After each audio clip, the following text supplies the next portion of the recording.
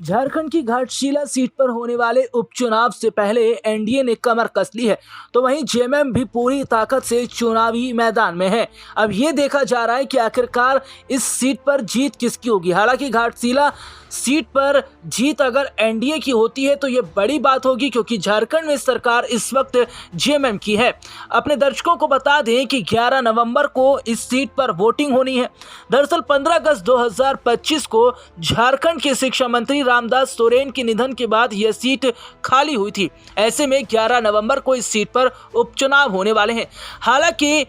JMM जहां रामदास सोरेन के परिवार में से किसी एक को टिकट देने की बात कर रही है, तो वहीं दूसरी तरफ एनडीए भी ऐसे प्रत्याशी को मैदान में उतारने के मूड में है जो सीधे तौर पर इस सीट पर अपनी बढ़त बनाए। हालांकि खबर सामने आ रही थी कि रामदास सोरेन के भाई सोमेश सोरेन को चुनावी मैदान में उतारा जा सकता है, लेकिन अचानक से जेएमएम की तरफ से बड़ा फैसला किया गया, यानी कि रामदास सोरेन की जगह रामदास सोरेन के भाई सोमेश सोरेन की जगह उनकी पत्नी सूरजमणि को यहां से उतारने की बात चल रही है। यानी कि खबर सामने आई है कि जेएमएम जो है वो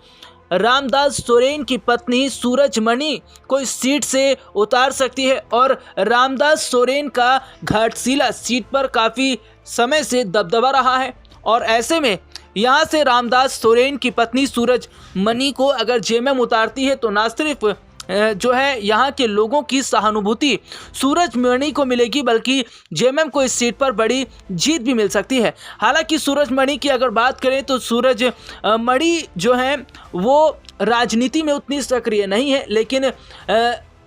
जो रामदास सोरेन हैं उनकी वजह से सूरजमणि की थोड़ी बहुत यहाँ पर पकड़ मानी जाती है। अगर बात करें संपत्ति की, अगर बात करें उनके ज़मीन जायदाद की, तो खबर है सामने आई है कि रामदास सोरेन के पास ज़्यादा ना तो संपत्ति थी और ना ही उनके पास में ज़्यादा कोई गाड़ियाँ, क्योंकि ऐसे में देखा जाता है कि जो मंत्री होते हैं या जो राजनीतिक पार्टी के लोग होते हैं उनके पास संपत्ति अचूक रहती है, लेकिन ऐसा रामदास सोरेन के साथ नहीं था। वे एक गरीब परिवार से हैं और उनकी पत्नी सूरजमणि भी जो है वे एक गरीब ही परिवार से हैं, और ऐसे में देखा जा रहा है कि यही वजह है कि रामदास सोरेन जो बाकायदा घाटशिला सीट पर अपनी पकड़ बनाए हुए थे, यहाँ के लोगों के बीच अपनी जो है पहचान उन्होंने बनाई थी, और उनके इसी